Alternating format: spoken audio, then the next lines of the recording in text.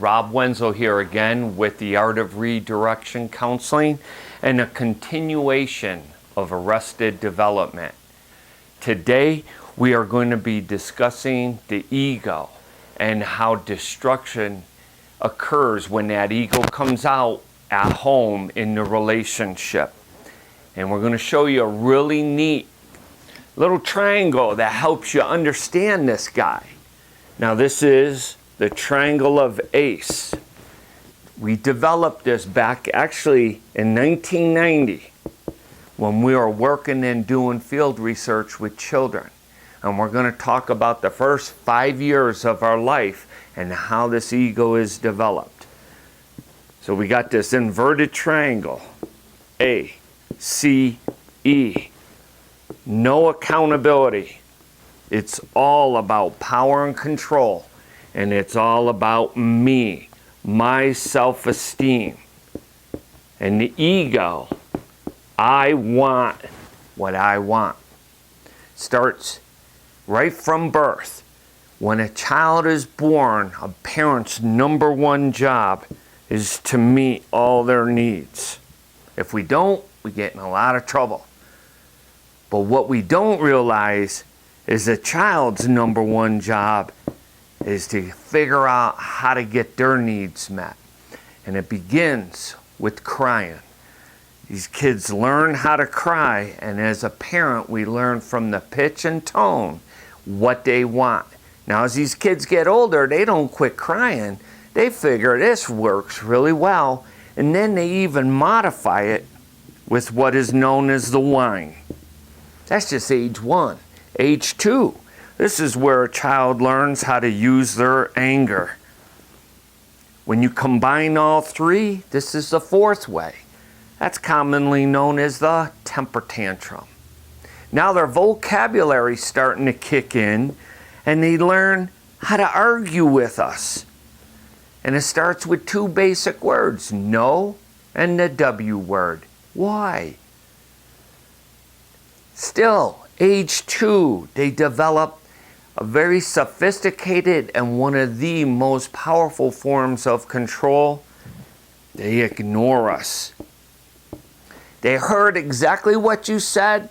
They're looking you right in the eye. You turn around to go do something, and they blow you off and go do whatever they want. And then when you catch them, and you're a bit frustrated, if they use the second W word just right, they're going to get you in trouble. And they go, what? Like they have no idea what you're talking about. And if mom hears that, there goes the battle, and the kid gets to sneak away and go do what they want. Age 3. This is where a child's getting sophisticated. They're great. They're nice as long as they're getting what they want. But when you interrupt them, turn off the TV, brush your teeth, pick up your toys, get ready for dinner, get ready for bed, they go through this whole routine on you. And then, age 3, they learn what we call false sincerity. This is where they learn how to lie, sneaky, hide things from you. This is age 3. And each year on, they get better and better. Age 4, this is where we learn instigation. Making fun of each other. We have no empathy for the boundaries of another, and we make fun of them and hurt them. And I was only kidding. But you make fun of them, they're extremely hypersensitive, and they have a conniption fit. And then age 5, intimidation. This is the use of fear to get our needs met. And I'll give you an example. We're on the playground playing together. We're best friends. Everybody knows we're best friends. Our moms are even best friends. So we're out there playing, and Billy, Bobby, and Susie show up. And I say something really rude about you, and they're busting up. And you're looking at me, Rob, I'm just kidding. Now I say something even more embarrassing. They're peeing their pants. And you're like, Rob! And I said I was sorry. And then you say, well, I'm going to go tell Mrs. McInerney if you don't quit. And you know what I do? I go tell Miss McInerney, you're bothering us. She looks at you, looks at the kids laughing. Get your butt in my office. And I just taught these three, look what I'll do to my own best friend if you don't do what I want. What we're talking about is power and control, manipulation. We learn this by the first 5 years of our life. How good are we going to be by 8 years old? How about 12? There are two problems with this. One, when we manipulate, it shoots our self-esteem up, but it's not a genuine self-esteem. So it crashes pretty quick.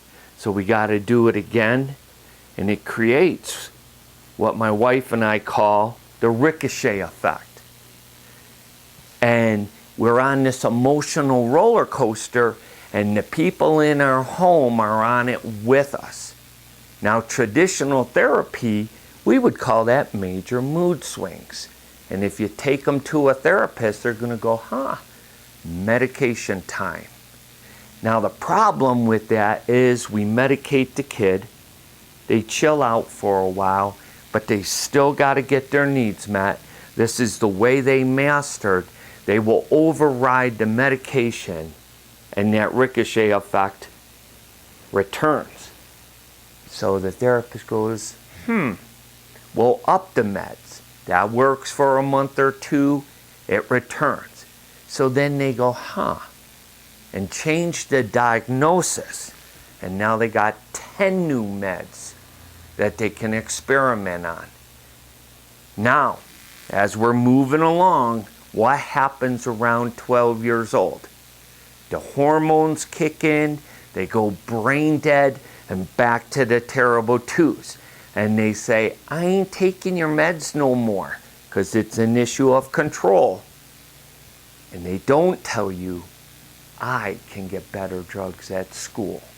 And they start self-medicating, and the moment they start doing that, that's the age they lock their emotional, mental behavior in. Typically around 12, sometimes younger, sometimes a little bit older. And as this goes on, when they grow older and they get into a relationship and they get triggered, this is what comes out, the ego.